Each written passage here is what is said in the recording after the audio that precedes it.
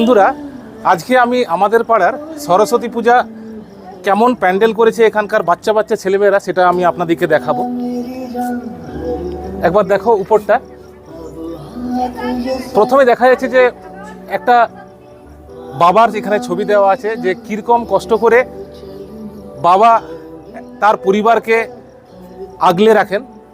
মানে আমি দেখে খুবই অভিভূত হয়ে গেছি যে বাচ্চা বাচ্চা ছেলেমেয়েদের এত সুন্দর একটা প্রতিভা তুলে ধরেছে। আমি তো আজকের দিনে পুরুলিয়াতে এখনো পর্যন্ত কোথাও দেখিনি। তাই আমি জানার চেষ্টা করব যে এই থিম কার মাথা থেকে উদ্ভূত হয়েছে। আমি প্রত্যেকটা ছবিকে দেখাতে বলবো। দেখাও এখানে প্রত্যেকটা ছবি আপনারা দেখুন, যেভাবে ওরা সংগ্রহ করেছে খুবই সুন্দর এবং একজন বাবার চোখে জল এনে দেওয়ার জন্য যথেষ্ট, যে কিভাবে বাবা তার পরিবারকে আগলে রাখেন। আমরা সবসময় মায়ের দিকটাই বেশি দেখি, মায়ের ভালোবাসা আমরা সত্যি কখনো ভুলতে পারবো না, কিন্তু ব্যাপারটা হচ্ছে যে বাবা কিভাবে পরিবারকে আগলে রাখেন সেটা আমাদের দেখার বিষয়। এবং এই ছোট্ট একটা বেনামি পাড়াতে এত সুন্দর প্রতিস্থাপন আমরা কখনো ভাবতেই পারছি না। আমি সত্যি অভিভূত। তুমি পাড়া দেখো, আমরা কখনো বাবার পায়ের এবং হাতের দিকে কখনো লক্ষ্য করি না যে একটা পরিবারকে আগলে রাখার জন্য তারা কত কষ্ট করেন। প্রত্যেকটা জায়গা এখানে মারা যেমন পেটে বাচ্চা ধরেন, বাবারা মাথাতে ধরে রাখেন বাচ্চাদের, কিভাবে তাদের কর্তব্য পালন করেন, কিভাবে তাদের দায়িত্ববোধ একটা সংসারকে এগিয়ে নিয়ে যায়। আমরা হাতের দিকে কখনো তাকাই না যে কাজ করতে করতে হাতে কখন কালশিটে পড়ে যায়।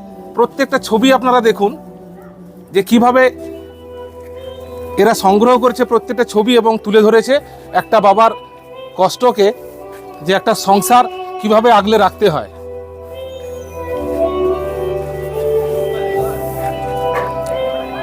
রবীন্দ্র সংঘ মুক্তাঙ্গন এর ব্যবস্থাপনায় কৃষ্ণেন্দু কুণ্ডু, আমি এখন জানতে পারলাম কৃষ্ণেন্দু কুণ্ডু এই থিমের মানে তার মাথা থেকে প্রথম এই থিম তৈরি করে এবং সে একদম নিজের থেকে এই থিমটাকে বানায়।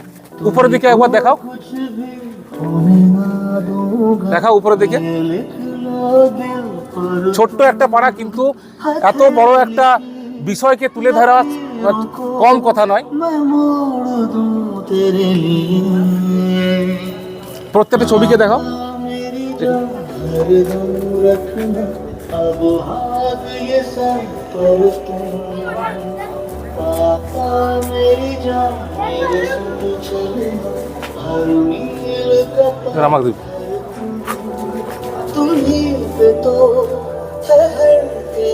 আমি আপনাদেরকে বলবো, পুরুলিয়াবাসীকে যারা এই পাড়ার কাছাকাছি থাকেন তারা অবশ্যই এই জায়গাটা দেখে যান।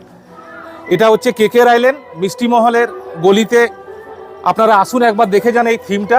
কৃষ্ণেন্দু কুণ্ডু একজন অঙ্কন টিচার, পেশাতে অঙ্কন টিচার, এবং তার মাথা থেকে এই থিম বার হয়েছে এবং প্রত্যেকটা জিনিসকে খুঁটিয়ে খুঁটিয়েও তুলে ধরেছে। আমি আপনাদেরকে বলবো পুরুলিয়াতে যারা আছেন একবার দেখে যান। আমাদের এই রবীন্দ্র সংঘ মুক্তাঙ্গনের যে থিম এই বছর সরস্বতী পূজায় করা হয়েছে, আপনারা অবশ্যই আনন্দিত হবেন এবং এই বিষয়টাকে অবশ্যই বুঝতে পারবেন।